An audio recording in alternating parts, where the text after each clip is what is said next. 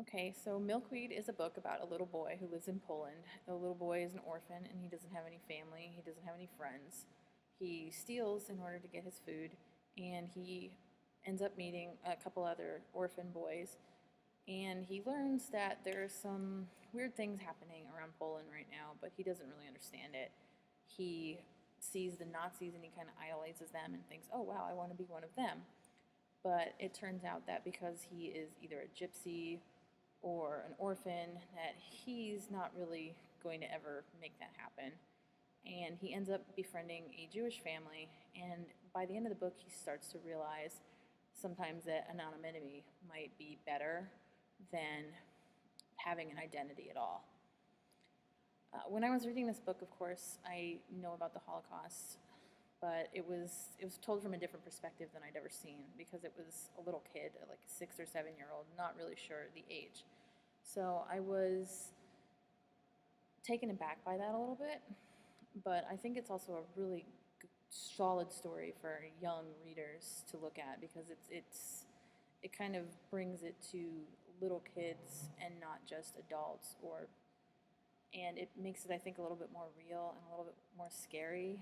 Um, it was really heartbreaking, everything that they had to go through, because they were living in the Warsaw Ghetto, which is documented, and these are things that actually happened to people who lived there.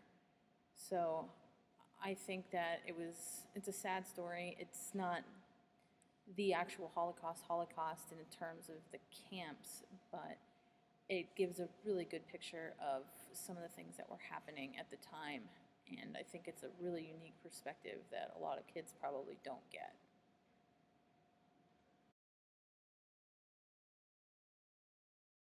Zach, and the book um, it's narrated by Death, and Death is telling us a story about Liesel, who at her brother's graveside saw the gravedigger's handbook, and she stole it, and she's sent to live with a foster family, and she's a German girl, and her foster family they have a Jewish young man who comes seeking her foster father's help, and they are hiding him in the basement.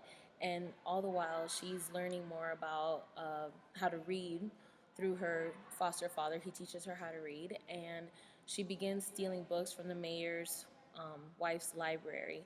And through those books, she actually learns more about Hitler and what's going on at the present time that she has not been made aware of. So the book pretty much ends up with Liesel, like they have to get rid of the Jewish man who's staying in their basement, and everybody is pretty much separated, and Death has to come and take all these people who are dying.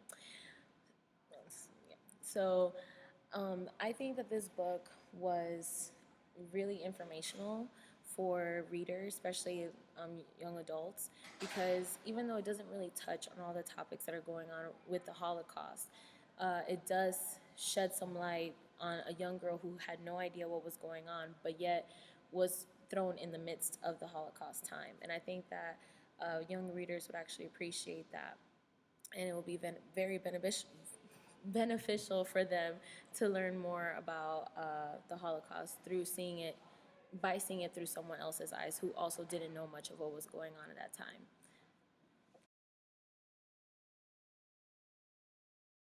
Alicia My Story is the true story of Alicia Appelman German, who is just a young girl when the Holocaust begins. She's growing up in a Polish city where about a third of the population is Jewish. Germany invades the city, and over a short period of time, Alicia loses both of her brothers and her father. Alicia and her mother survive together for quite a while before her mother eventually passes away as well. At this point, Alicia is forced to find a way to survive on her own, and she realizes that though she is just a young girl, she is capable of doing this, though she must face disease and imprisonment along the way. She becomes a real-life hero and saves many lives during her journey to freedom. I think this book would be a great read for high school students, but I would be cautious with teaching it to middle school age just because of the content involved. There are things discussed that may be too difficult for middle schoolers to comprehend, and parents may be upset with their children.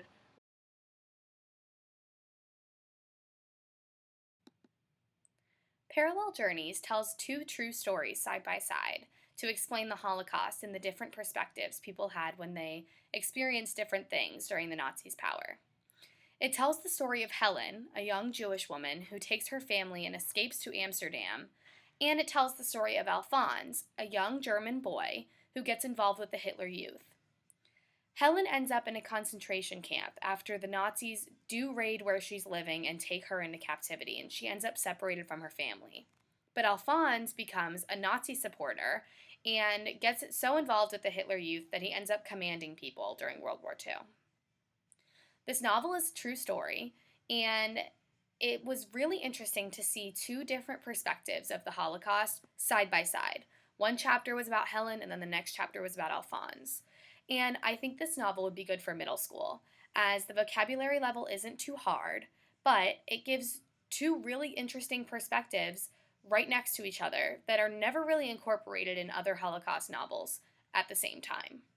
I think middle school students would be interested to be able to compare two young people who started living in the same country and were around the same age, and how their lives took totally different paths when the Nazis took power. After reading this novel, I did a little bit of that comparison myself. I have read a lot of Holocaust literature at this point, and they never really have these two perspectives right next to each other for comparison. It's hard because as you're reading the novel, you are seeing these two paths diverge and you just want something to stop. But because of the war, nothing really did. I think that this book would be really good to teach because it can help students see the true side of what happened in the Holocaust on both ends.